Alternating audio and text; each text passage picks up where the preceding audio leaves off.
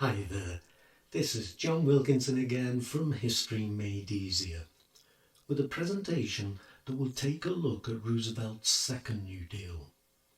Now, although the Second New Deal is different in character, with its emphasis on reform and a fairer society, for this presentation I'm going to focus on the way it continued and improved on the work of recovery, that along with the pressing need for relief was the overwhelming characteristic of the first New Deal.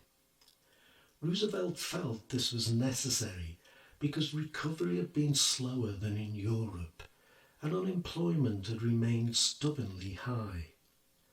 More needed to be done for the rural poor too, farm labourers, sharecroppers and tenant farmers. So this is where I'll focus my attention for this presentation. The Works Progress Administration, later renamed the Works Project Administration, either way the WPA, was established in 1935.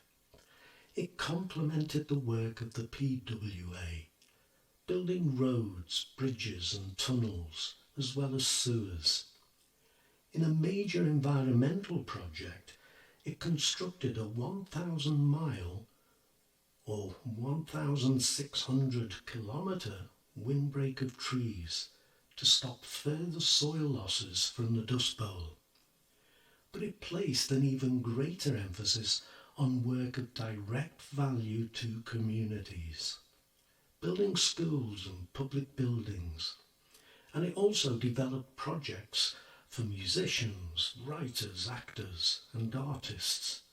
For example, producing guidebooks to states and cities, painting murals on public buildings and performing plays. It also provided part-time jobs for students so that they could continue with their studies, and it established the National Youth Administration.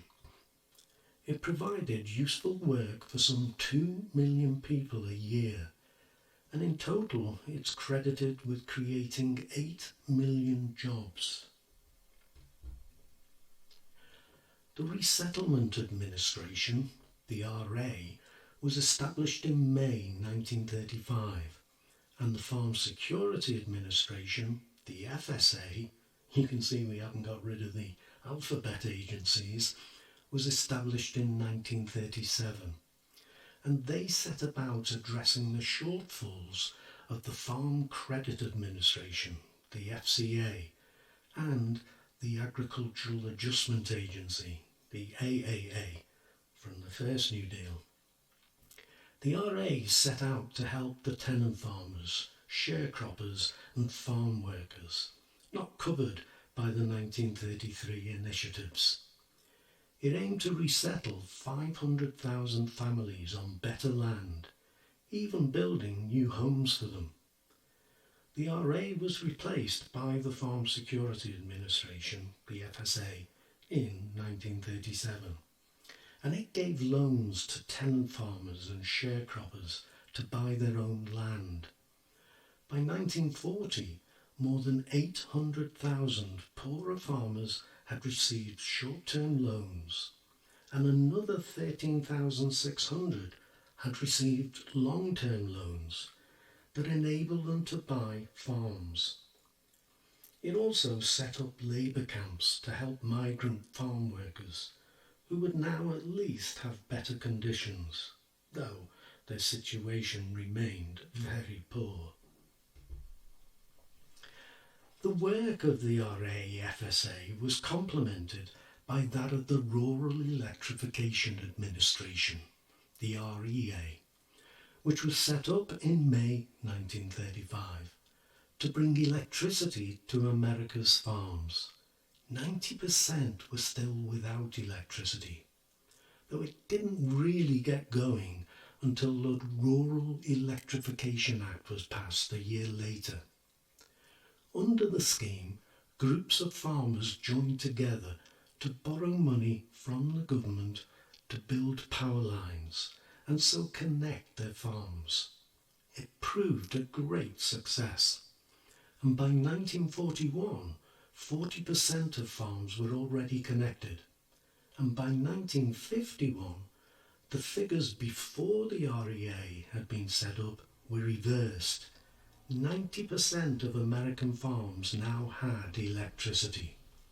How their lives must have been improved compared to their lives in the so-called Roaring Twenties. So, the Second New Deal, though better known for its reforms, did also show continuity from those first frantic 100 days of Roosevelt's administration. The key reforming characteristics of the Second New Deal will be the focus of another presentation. But for this one, it remains only for me, as always, to thank you for listening. Do please subscribe to my channel if you haven't already, and spread the word to your friends. It makes me feel wanted. Cheers.